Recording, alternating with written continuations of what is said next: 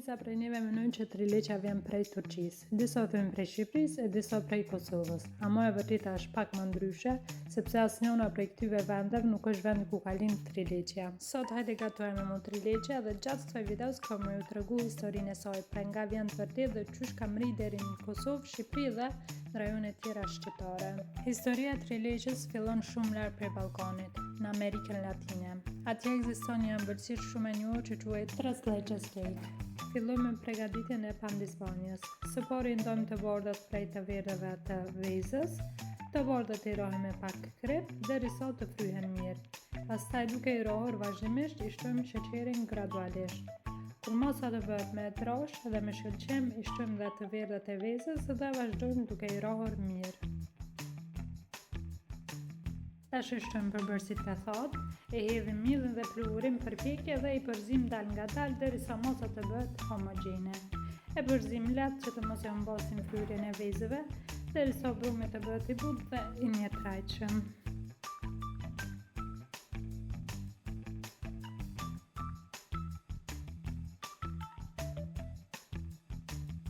Tash masën e përgatitur e shtrim në tepsi me letë për pjekje, por së pari e lym letrën për pjekje me shumë pak vaj.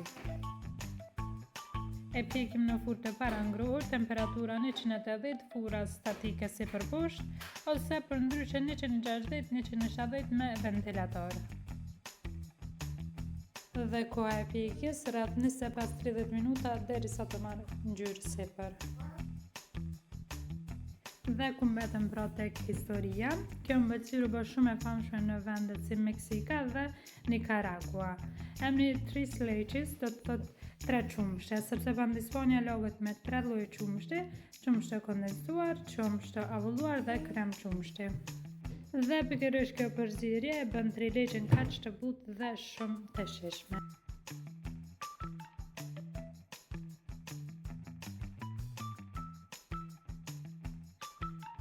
Dhe këto është një dallim interesant, në versionin origjinal të trileqes nuk përdoret gjithmonë karamel. Por kjo është një përshtatje që u bë shumë e famshme në Turqi dhe në Kosovë ose Shqipëri. Tani fillojmë me përgatitjen. Fillimisht vendosim sheqerin në një tigan dhe e lëmë të shkrihet në zjarr mesatar pa përzier shumë. Të marrim një ngjyrë të ortë, kafe, shtojmë me kujdes pak ujë dhe e përzim derisa të shkrihet mirë. Pastaj shtojmë gjallë dhe pak vanilje për aromë. Në fund dhe shtojna pak një thishte me përzime ujë, që me u karamelizu pak sheqere, me u bën formë kremoze pra.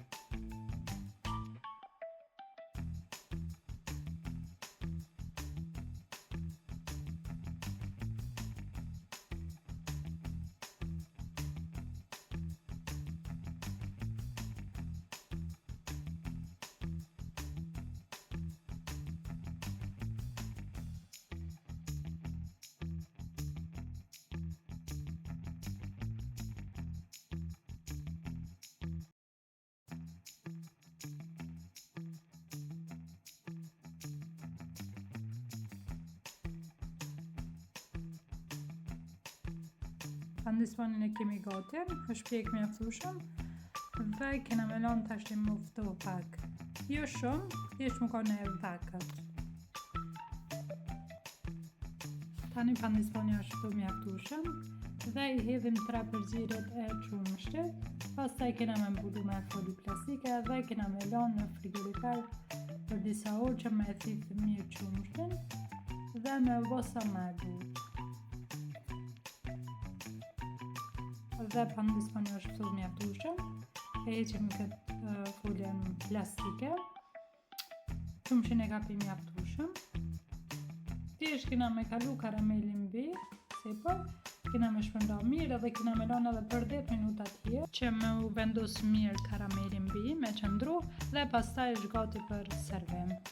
Dhe kështu dal nga dalë si që ardhëm tek fundi i përgatitjes së trileqës, kemi orë tek fundi edhe i historisë së trileqës, në kam mbet edhe pjesa e fundit, pra edhe pse shumë njerëz mendojnë që trileqja është turke ose shqiptare, në të vërtetë rrugtimi i saj fillon shumë larg në Amerikën Latine dhe pastaj udhton nëpër botë derisa arrin në kryesat tona. Dhe sot është një prej ëmbëlsirave më të dashura në vendin tonë.